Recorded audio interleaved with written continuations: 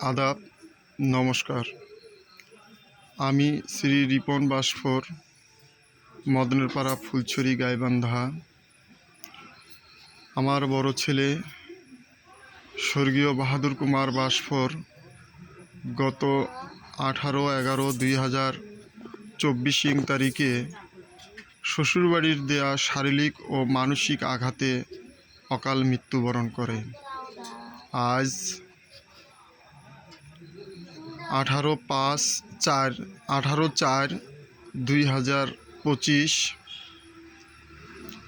আমার বড় ছেলে স্বর্গীয় বাহাদুর কুমার বাসফোরের অকালে মৃত্যুবরণ করার 5 মাস হয়ে গেল।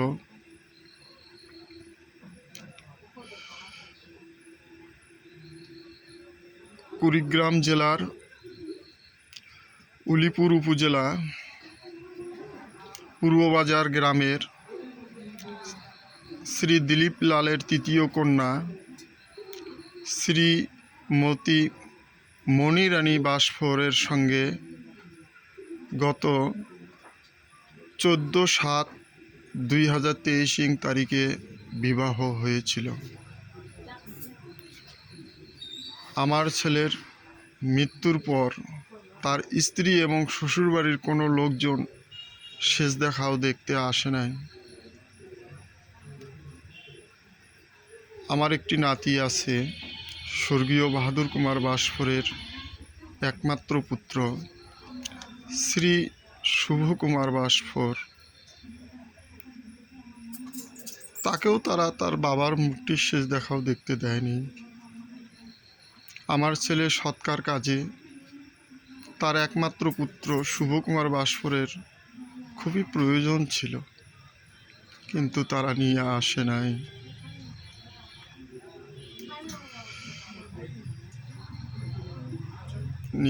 নাই।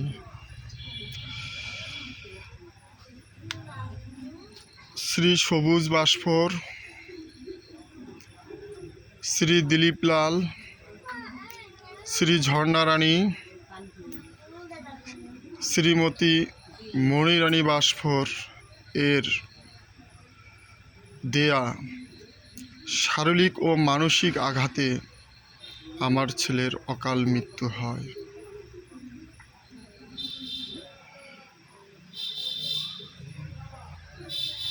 জানেন আমি কতটা অসহায়। আজ আমি আমার ছেলেকে হারিয়েছি। আমি আপনাদের বোঝাতে পারবো না আমি কতটা কষ্ট এবং বুক ভরা যন্ত্রণা নিয়ে আমি আছি। আমাকে কতটা আঘাত সহ্য করতে হয়েছে। ছেলের মৃত্যুর খবর পোস্টমর্টম করতে তাকে নিয়ে যাওয়া হয়েছে, আবার চিতায় তাকে জ্বালিয়ে পুড়ে ছাই করেছে। যা একটি বাবার জন্য এগুলো শোনার কোনো কাম্য নয়। এই সবই হয়েছে উলিপুর কুড়িগ্রাম জেলার উলিপুর উপজেলার পূর্ববাজার গ্রামের দেয়া শারীরিক ও মানসিক আঘাতের কারণে আমাকে এগুলো সব দেখতে এবং সহ্য করতে হয়েছে। আমার একটি ছোট মেয়ে আছে, একটি মাত্র মেয়ে আমার, হৃদিকা রানী। সে তার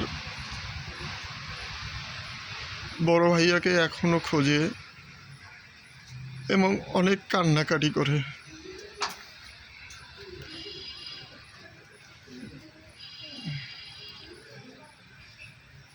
এই উলিপুরের দেয়া শারীরিক এবং মানসিক আঘাতে আমার ছেলের মৃত্যুর পর ওরা গত 27/12/2024 তারিখে তাদের পাঠানো 5 জন লোক আমার বাড়িতে মীমাংসার প্রস্তাব নিয়ে আসে, যা আমি গ্রহণ করিনি বিধায় আমাকে প্রাণনাশের হুমকি দেওয়া হয়।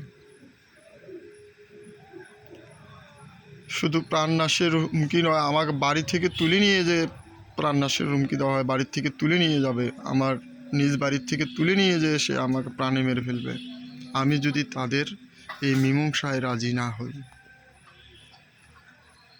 এবং এখনও অনেক চক্রান্ত এবং হুমকি ধামকি অব্যাহত আছে।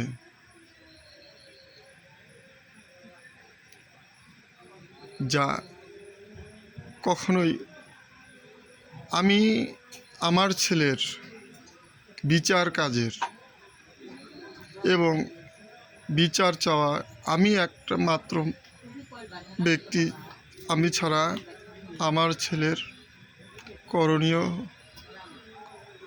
কিছু করার মতো আর কেউ নেই। যা তাই তারা চাচ্ছে যে আমাকে তারা প্রাণে মেরে ফেললে এই বিচার কাজ এখানেই থমকে দাঁড়াবে। আমার নাতি শ্রী শুভকুমার বাস্ফোর আইনি প্রক্রিয়ায় আমার আগামী দিনের পথ চলা, যাকে বুকে নিয়ে আমি বাকি দিনগুলো কাটাবো, তাকে আমি আইনি প্রক্রিয়ায় দ্রুত আমার কোলে আমার বুকে ফেরত দেওয়া হোক এতে। আর আমার ছেলের যারা মানসিক ও শারীরিক আঘাতে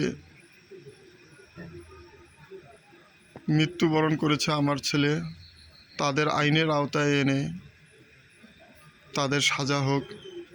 আমি একজন সন্তানহারা বাবা হিসেবে আমার এটাই চাওয়া। সবাইকে আদাব ও নমস্কার।